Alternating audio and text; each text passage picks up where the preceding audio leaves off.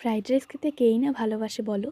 তার মধ্যে যদি হয় মিষ্টি মিষ্টি ভেজ ফ্রাইড রাইস, তাহলে তো কোনো কথাই হবে না। তো আজকে আমি শেখাতে চলেছি এরকমই একটি ভেজ ফ্রাইড রাইসের রেসিপি।